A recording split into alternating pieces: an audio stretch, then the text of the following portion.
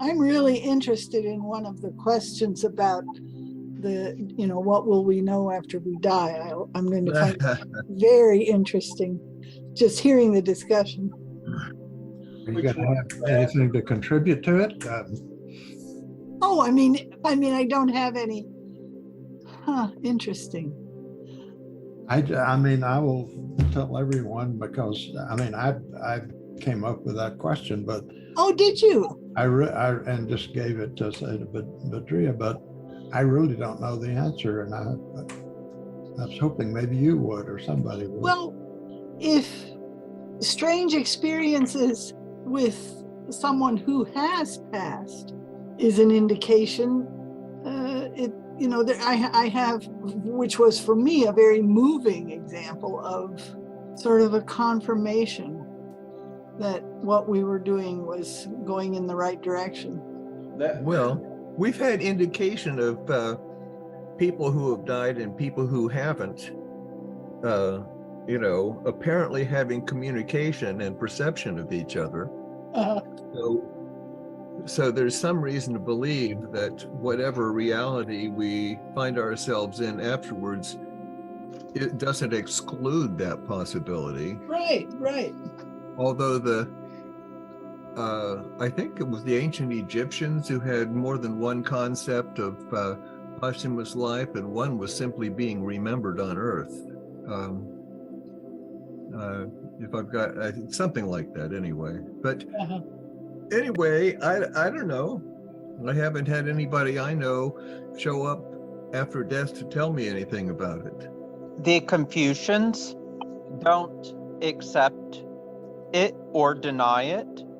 They say it's just simply fruitless to talk about it. So it's like, if there's something you can't know, why bother talking about it? It's hard to accept that we can't know, but yet so far none of us really knows. We only know there are accounts. Well, accounts aren't worthless. Well, it's not that you can't know. Let's say you have visited a house that you've never visited before, and there's a locked door that you have the key to. You have no way whatsoever of knowing what's in that room without taking the key and opening the door and looking around. Yeah. So there is a way of knowing what's in that room on the other side, but the door may lock behind you. Yeah, the door might lock behind you, and it might not be pretty on the way out. Well, and we have people who have seen non-departed, as far as we know, angelic beings, and we've had people report departed people, interacting with them. So we can't be completely skeptical. It's just that we don't know any details. Well, I don't know exactly which state we're talking about here. Are we talking about one where one is ostensibly died to this in the corporeal condition of this world, and has passed on to a paradise? Are they able to interact with this world? Is that the question we're asking? Yeah, yes, that's a question. Have some awareness of the world they departed. Yes. Yeah. Well, I know I've read, of course, that like an avatar, someone who has reached total realization of the oneness of being, for instance, is capable of continuing to interact in the worldly condition, because he hasn't died to the world's estate. Well, yeah, like the bodhisattva who just doesn't take that last step into the beyond. Right. So that's a different condition. But so he can interact with people. He can continue entering his worldly life, his life, you might say, to some extent. He could certainly give someone spiritual advice and all sorts of other things. Well, Yeah. But that is But I think different. That's yeah. a different state altogether than the state of the earthly paradise or the paradise, the heavenly paradise, but not a state of total realization. Yeah, where does a avatar or the bodhisattva live? We can't answer that question. Right. But if consciousness is fundamental, then it survives death, and it's just that it's hard to say what we could be conscious of at that point. Right. Whether the world we enter contains the world we left. Let's put it that way. Since we're answering this question, should maybe Sidi Izzadeen read the question first? Well, somebody could. I read it. Let me find it again here. The bailiff will read the charges. So we skipped question 1 for the moment, and this is question 2. Is there reason to believe, based on revelation or traditional knowledge of some authentic source, that after death we will have any awareness of what is happening in the earthly state? Will we be aware of what is happening to our living family, friends, and humanity as a whole? Will there be any motive for being concerned? Is there anything we could do from our possible state to affect events on Earth? And that was the question. And I mean, since most of us are getting up in years, except for Sayada Badria, I mean, you could say, after all of us are dead, could we have this kind of conversation in heaven or interact with each other? I just, as Sayada Badria said, we don't. There are inklings from some traditions that suggest what the posthumous state might be, but I think they're just mostly people's imagination. Well, it's hard to say. I mean, the imagination can have true images in it. Mm-hmm.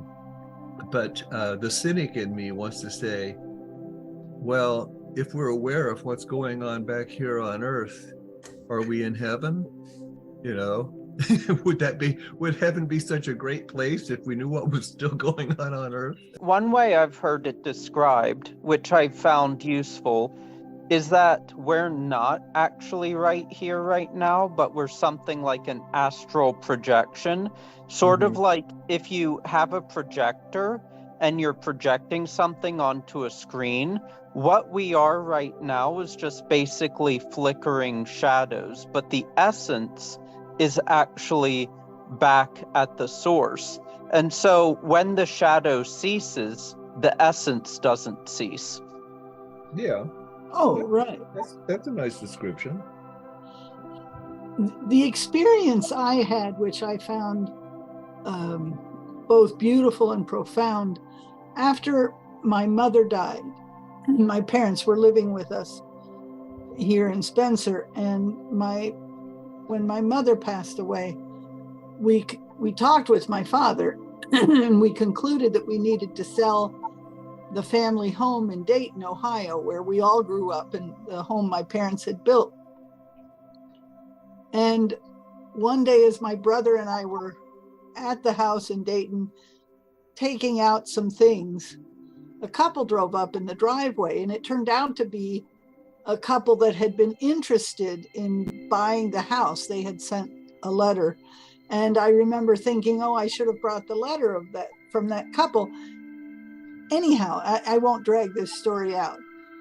When I talked to them, I said, would you like to see the house? My brother and I are here.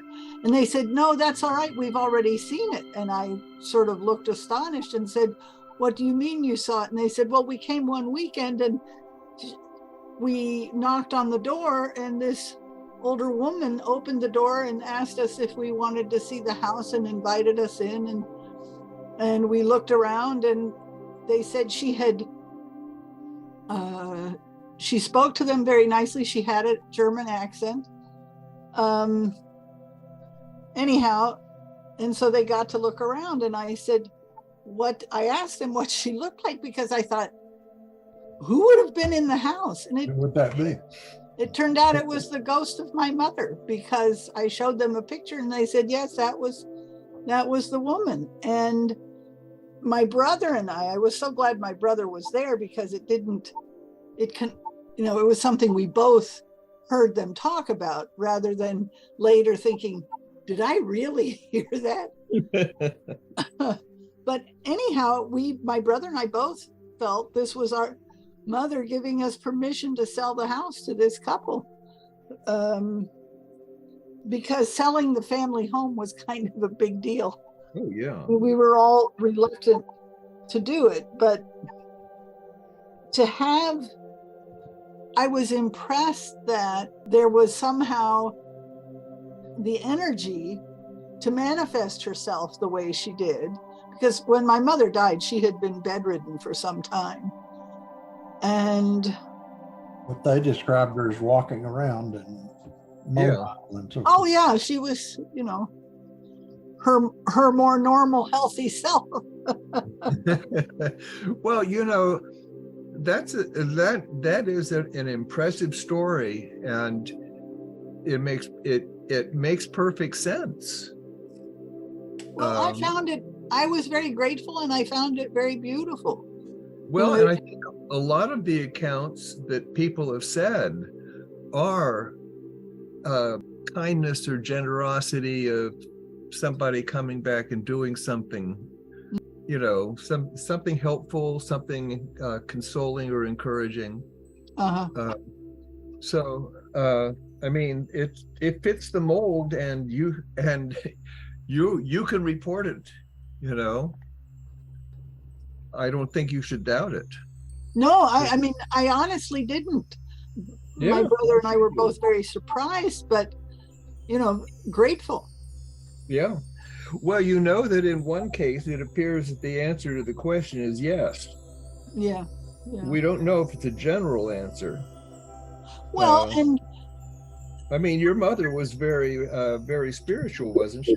Oh, absolutely. My whole basic introduction to the spiritual life and prayer came from her. Right. And we don't know if that is a decisive factor in any way, but it's possible that there's some connection there. Yeah.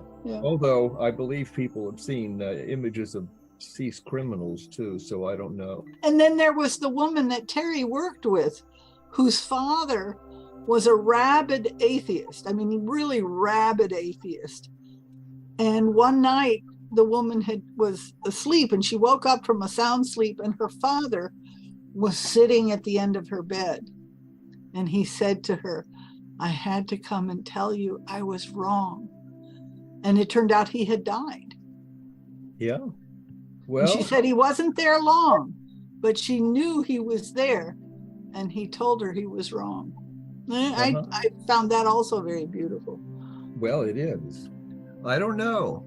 I would never draw an impermeable line between, two levels of being or two states of being. It's just that, we don't see the ghosts of people or the images of deceased people, I should say, wandering around regularly. Yes, which is a blessing. Probably so. Because some people do. Well, in Indonesia, that's more common, but probably other cultures less westernized than ours. Well, I've also heard stories, and I'm sure you all have, of these so-called near-death experiences. Oh, yeah. And where they do the ones I remember, though, somebody sees himself walking down this long hallway toward a bright light, but then at some point they stop and turn back. So it's not like they actually got to heaven, but they got quite a bit closer, perhaps. And well, and people have seen departed family members in those near-death experiences. So I don't know.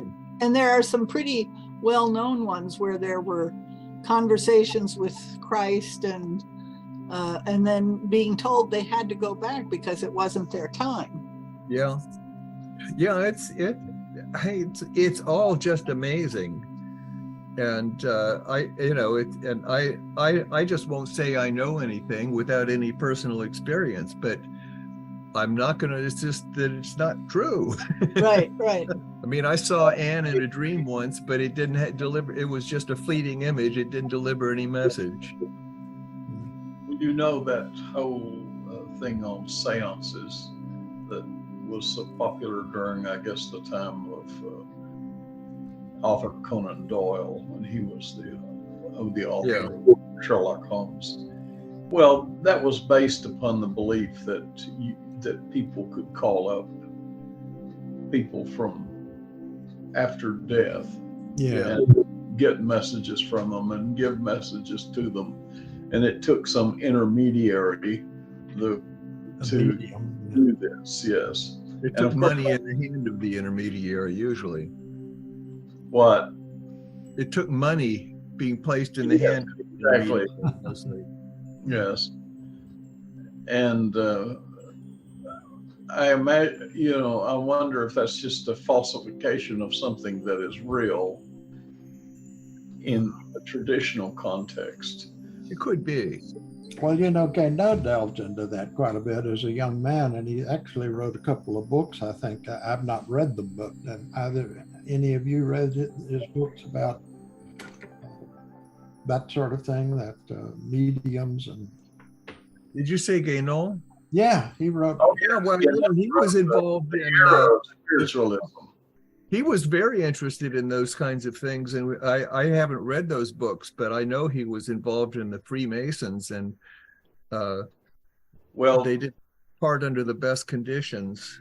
The error of spiritualism is the key, and I think it's about 250 to 300 pages long, and it is a thoroughgoing condemnation of the seance. Yeah. And have you read it? Have you read that book? Yes. Now then, the book on,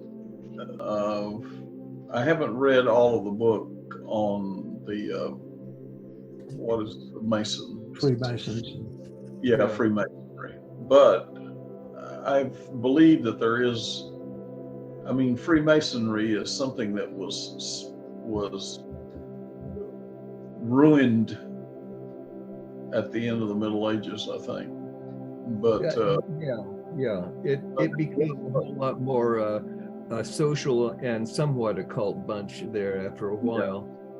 But it originally was an authentic spiritual means, that one could be initiated, and is, so to speak, to say that the people of the proletariat, not the lowest level, but the one next, the Vaishyas, that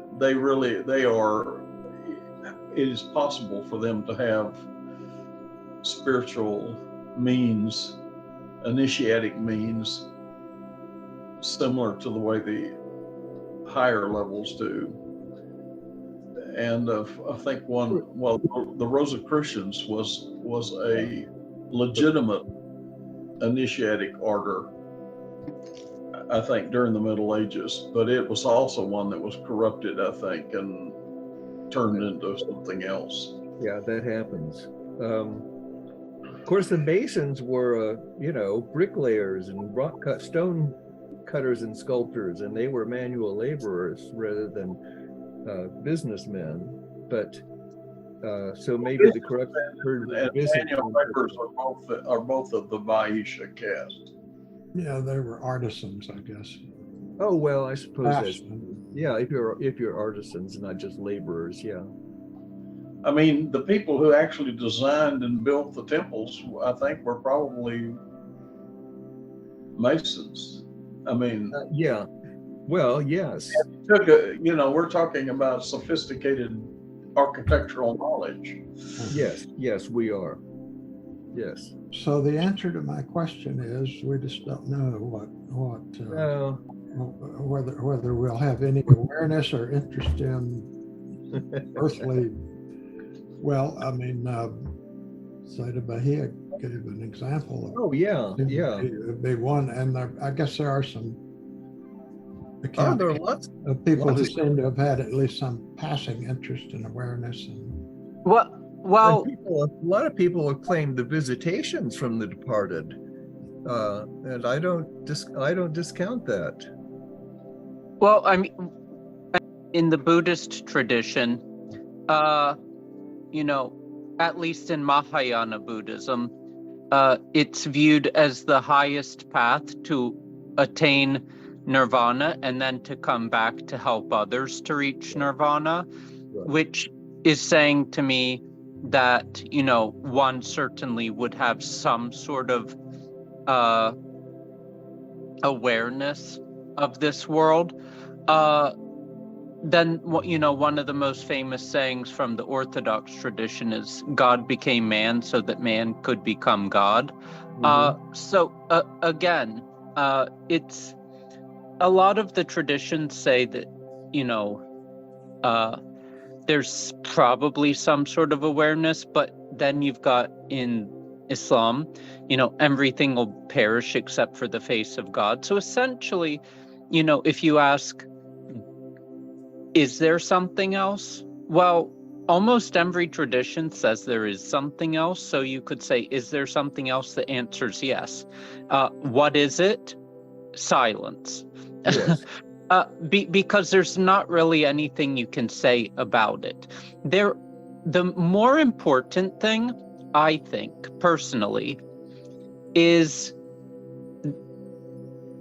talking about the mechanics of how to get there, the mechanics of living and dying. The Egyptian Book of the Dead doesn't talk about what's beyond this life. It talks about what to do here and now to prepare for it. Same thing with the so-called Tibetan Book of the Dead. It's really the Tibetan Book of the Living and Dying. It's really a method of preparation here and now. That's the thing to be focused on, not the actual description of what anything else may or may not look like, or whether or not there's even something to look at. I mean, there's a very real possibility that whatever there is out there is going to be so different from what there is here that even describing it by something with sounds and sights does it an injustice. Right. Well, I think too that there's a possibility of falsification because people have dreams that they may want to expand into spiritual messages because it makes them feel good or better or something, but it's not necessarily something real or something true. But it is hard to say for sure that the image of the departed one has in a dream has no reality at all. That's right. Right, But and it can still very much be a message. They may want to make that departed person give messages to the living that, well, they should have inherited the money or whatever. Or it just may be just a vision of somebody looking peaceful or whatever, and no actual message. That's right. The thing I keep coming back to is Meister Eckhart's, I don't know if it was a sermon or a treatise or what, where, he's saying that people say that in heaven it will be like this, and in heaven it'll be like that. And he says, and so it shall be, but not as they think. He says that repeatedly,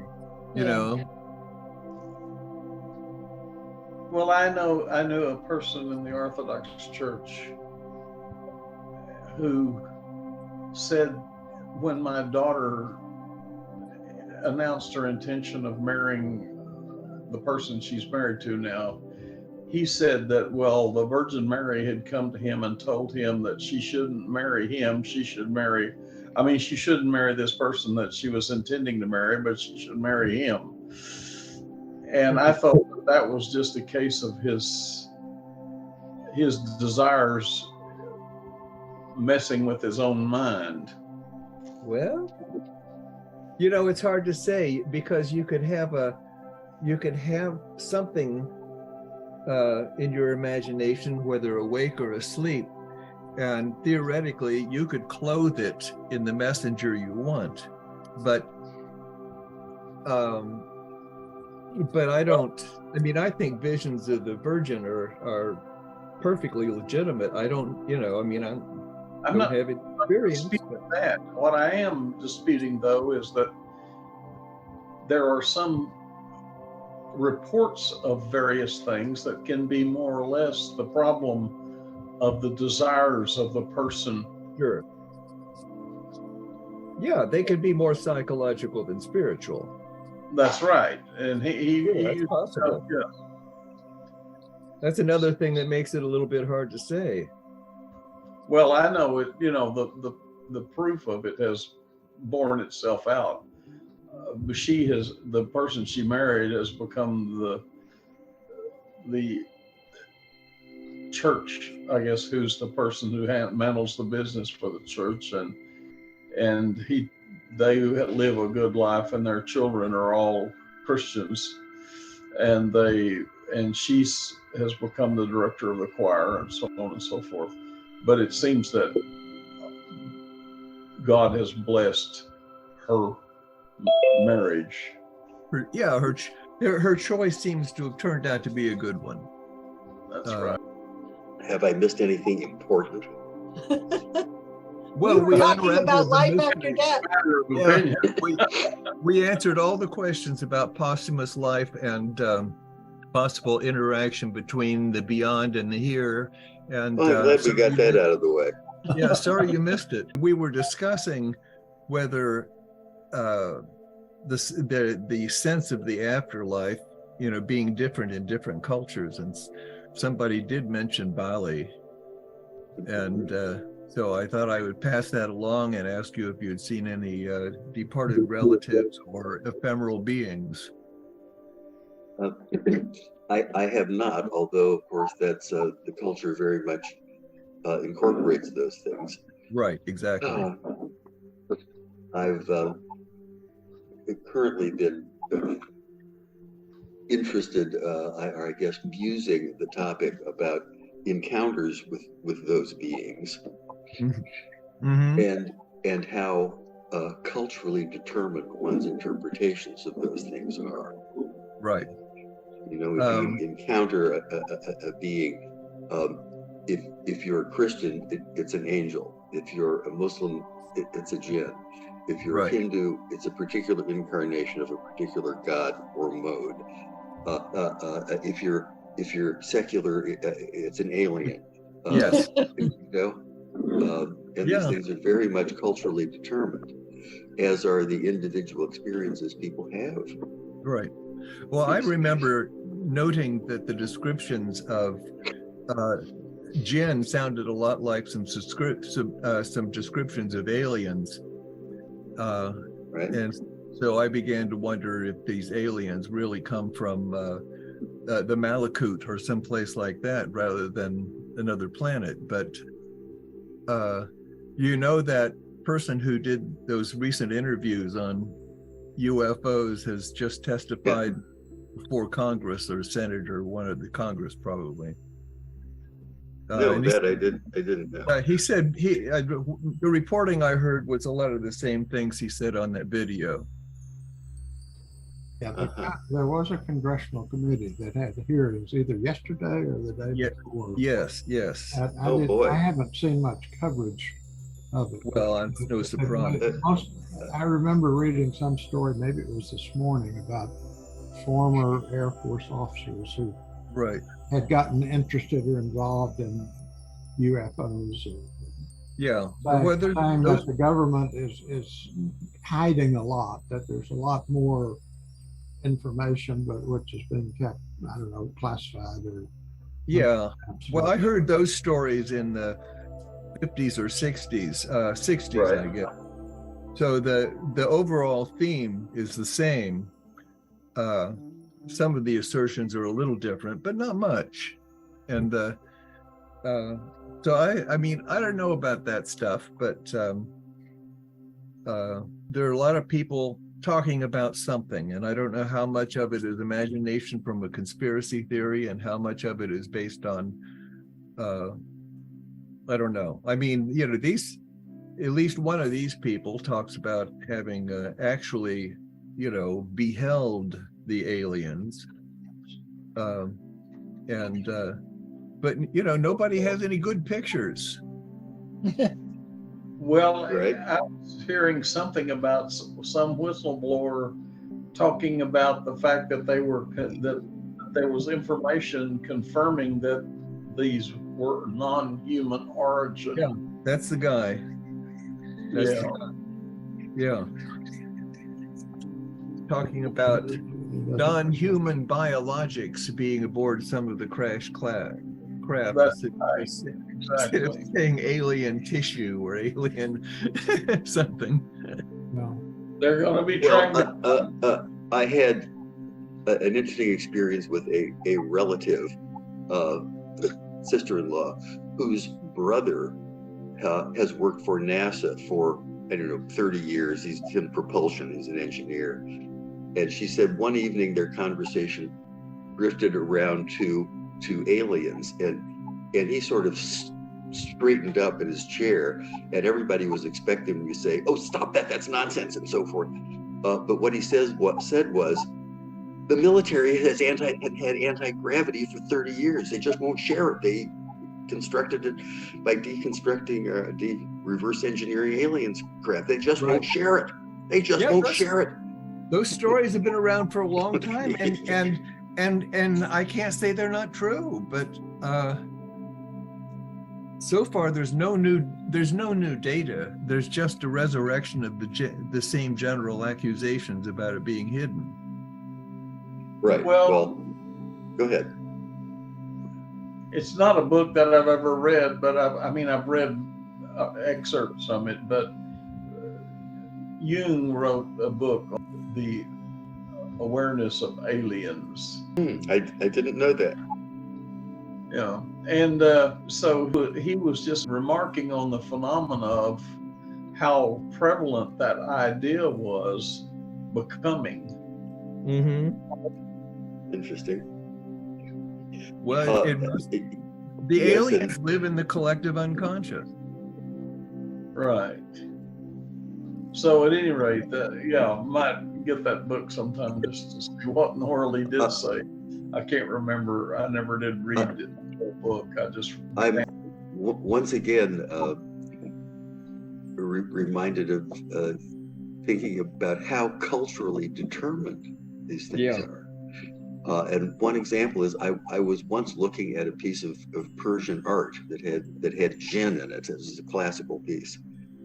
And I said, you know, why is it that the jinn look Asian? Mm-hmm.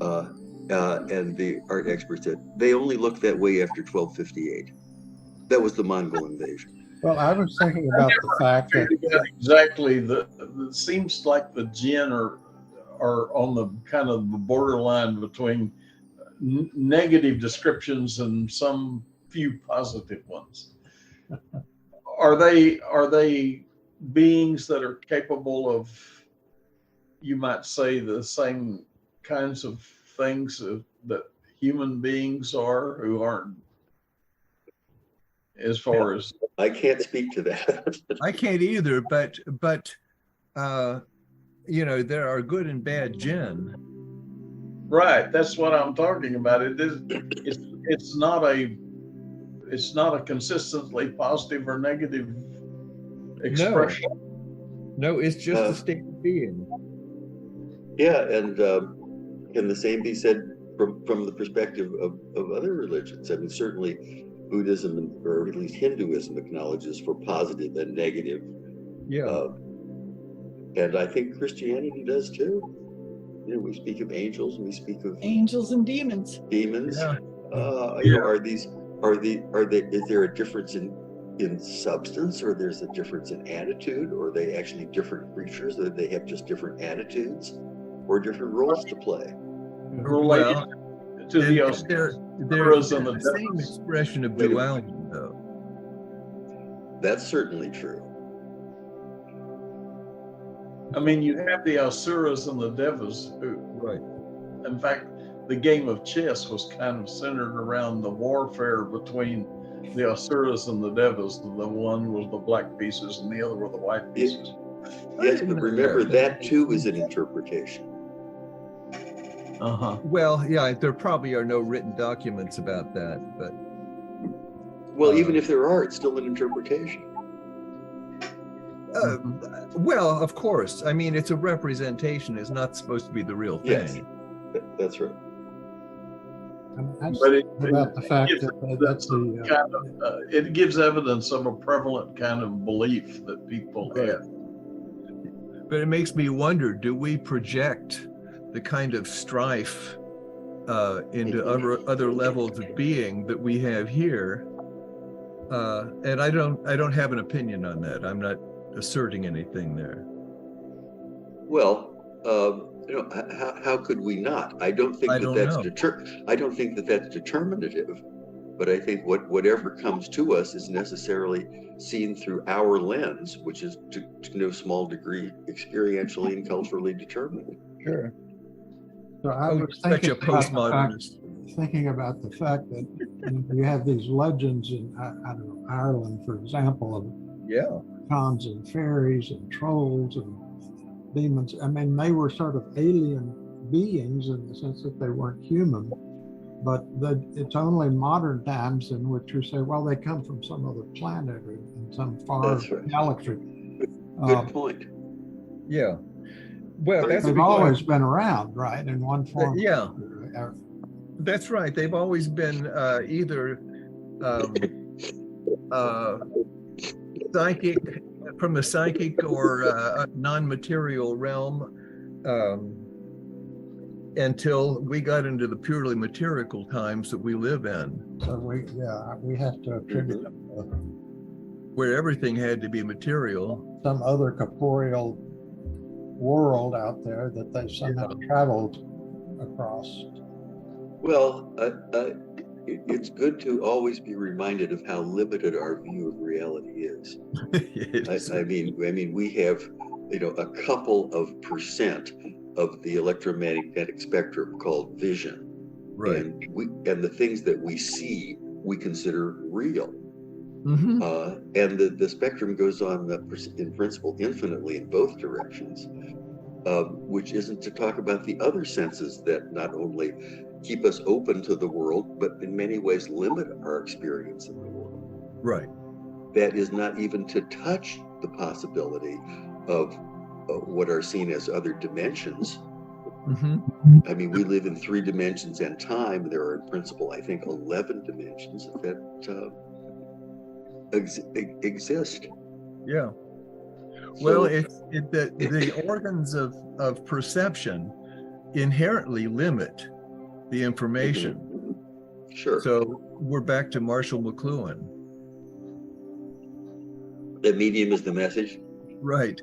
Well, without the organs of perception, some of these things may not even be heard of. Right, exactly.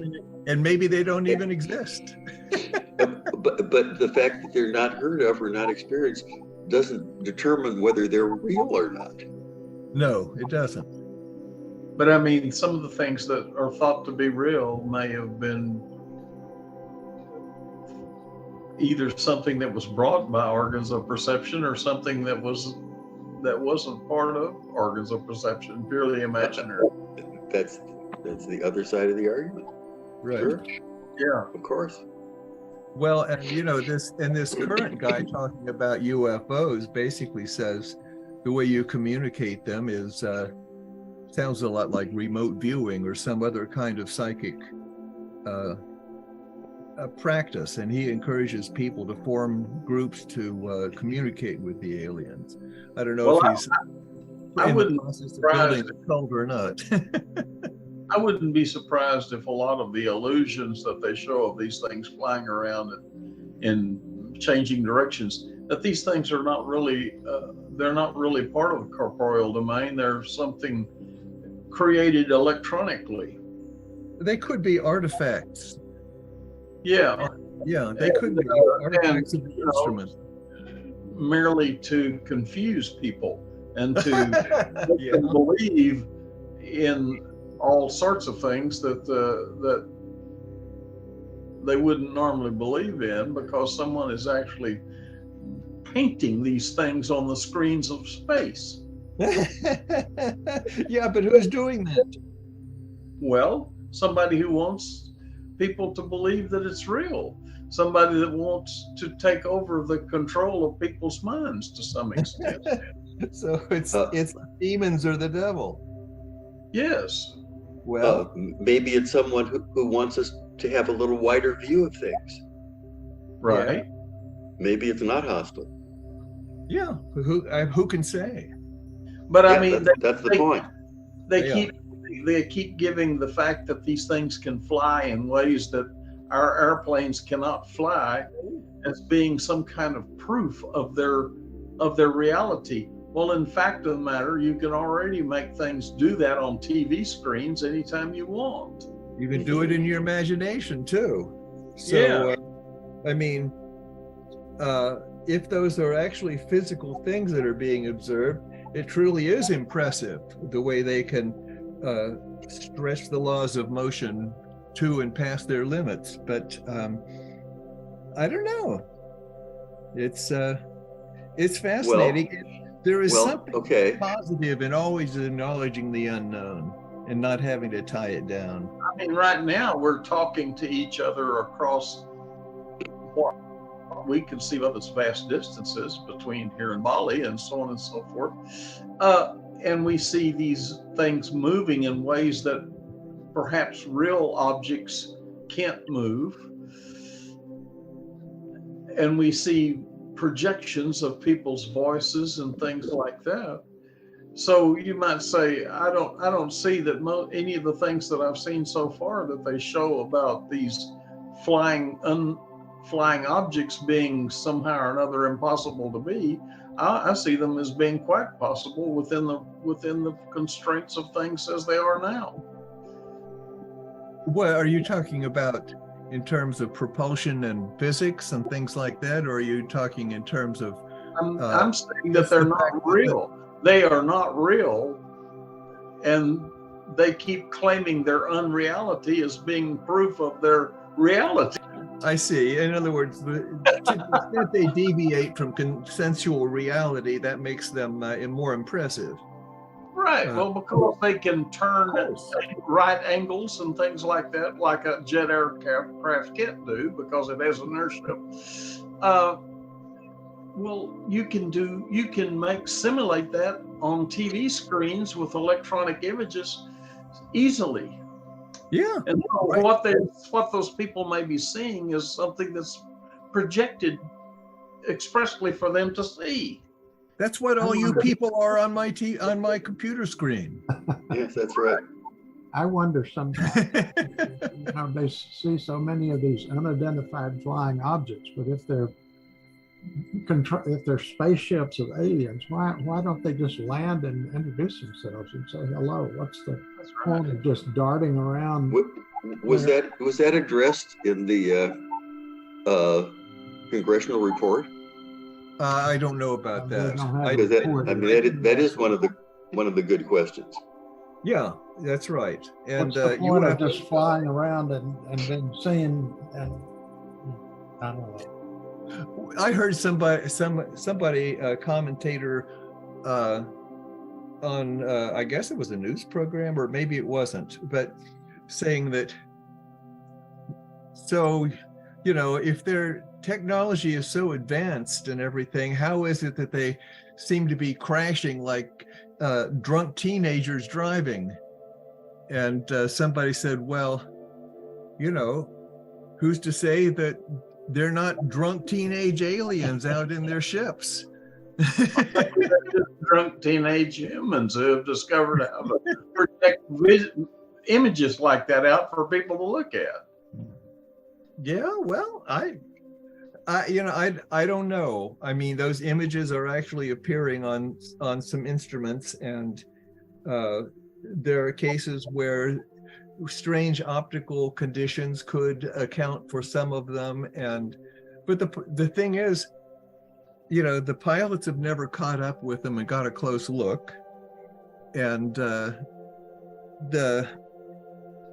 so you know, all we have is stories. Right. Oh.